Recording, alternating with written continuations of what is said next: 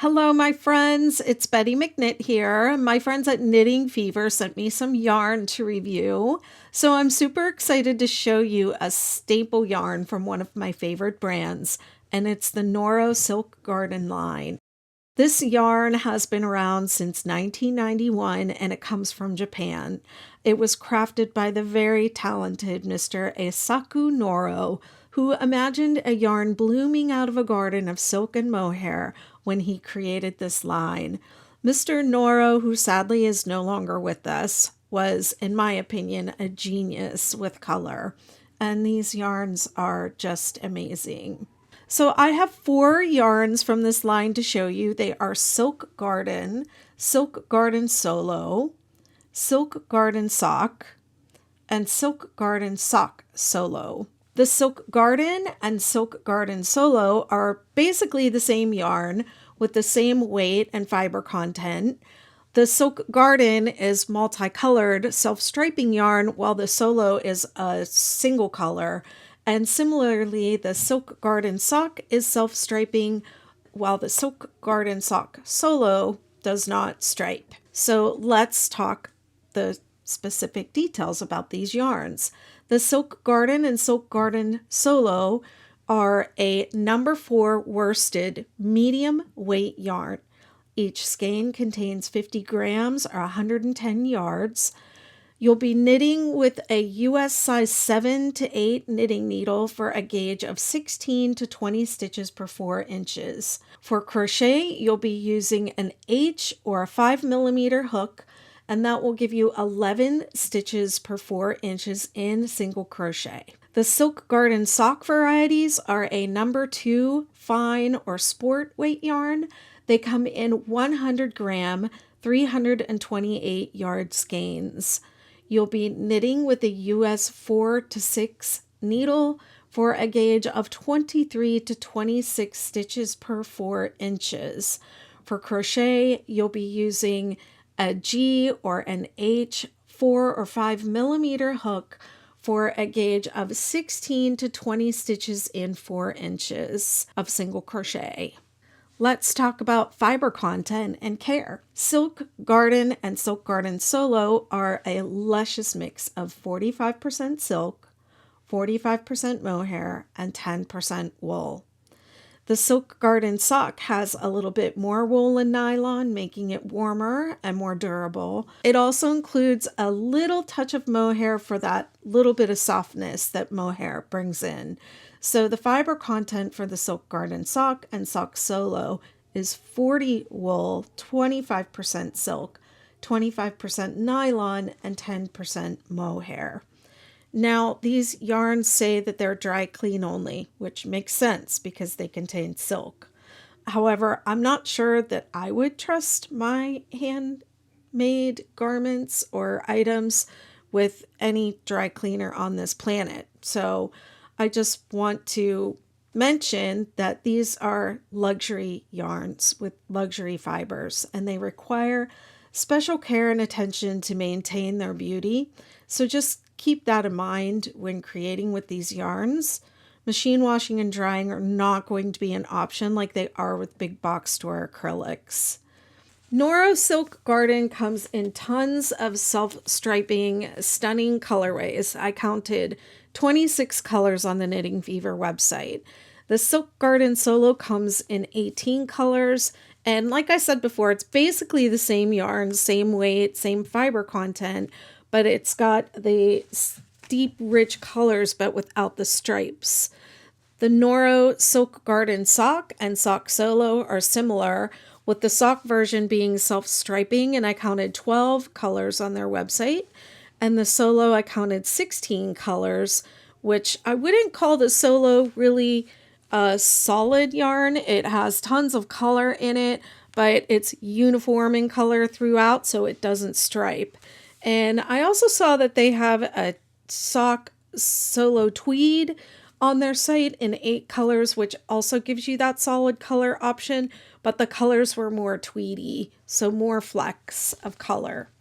Now, with so many different colorways, You have a variety of warm, cool, and neutrals to choose from, with some very striking and bright colors and some more subdued and neutral.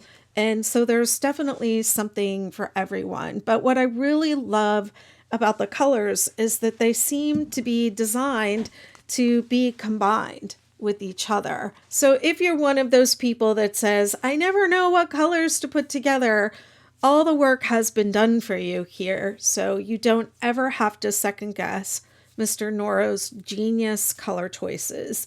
He just seemed to have a special gift for putting colors together in amazingly pleasing and beautiful ways. Sometimes self-striping yarns can have unintentional pooling of the colors. The Noro line is designed to imitate nature, so the striping is more random and not as regular as like in other self-striping yarns I've used. Alternating two balls of self-striping Noro yarn has become my preferred way of working with these yarns, whether I'm using two balls of the same colorway or two different colorways, or one self-striping colorway with a solo solid color. It creates really beautiful stripes and combinations, and I like having a bit of an unexpected element in my knitting and crochet, so combining colorways of self-striping yarns and alternating skeins is really fun and exciting to me. I love self-striping Noro yarns for all 6-day crochet designs, of course. I mean, that's my thing. But I think anything with chevrons would really show this yarn off really well.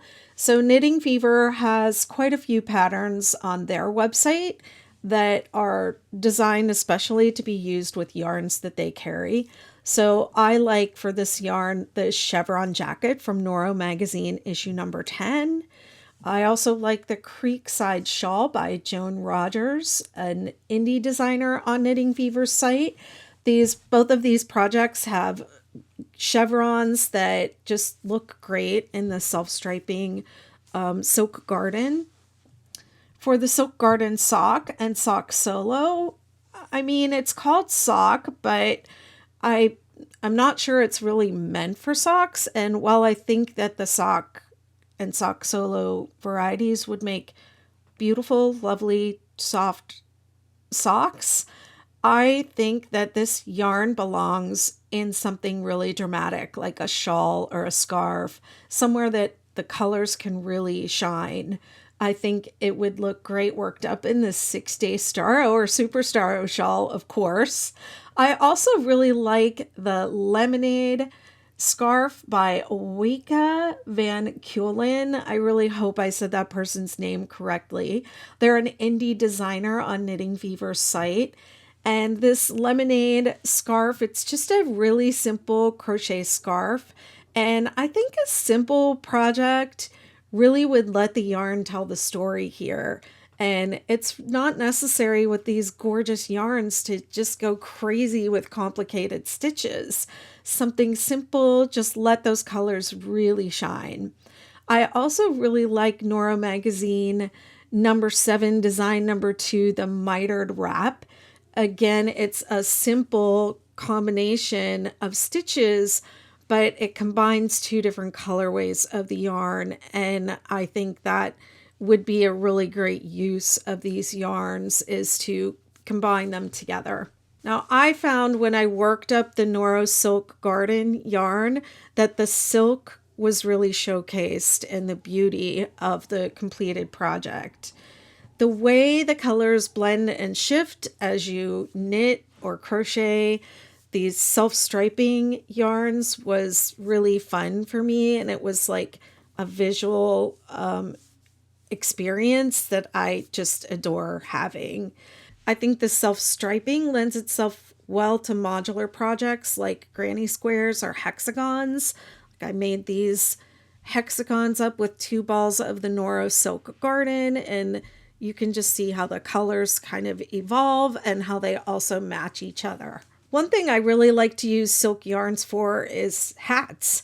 The silk is just kind of kinder to your hair, And so I used some of the Silk Garden Solo to make my Invisible Woman hat, which my daughter wears as a cowl, and it can be made with just one ball of Silk Garden. So if you've never tried Noro Silk Garden or Silk Garden Sock, I hope you're now as excited to knit or crochet with it as I am. I was gifted these yarns to play with by Knitting Fever. They are a supplier to your local yarn store. So if you are looking for these yarns, you can head to Knitting Fever's website and find a stockist near you or one that offers online ordering. I was able to find several stores that sell this yarn online with a simple Google search. You can also find the patterns I mentioned on Knitting Fever's site, where they also have tons of other patterns for these and many other yarns that they carry and sell. Don't forget to share your finished creations with us. We love seeing what you come up with. And thanks for joining me today. Make sure to like, subscribe, leave a comment if you've used Silk Garden or if you have any questions.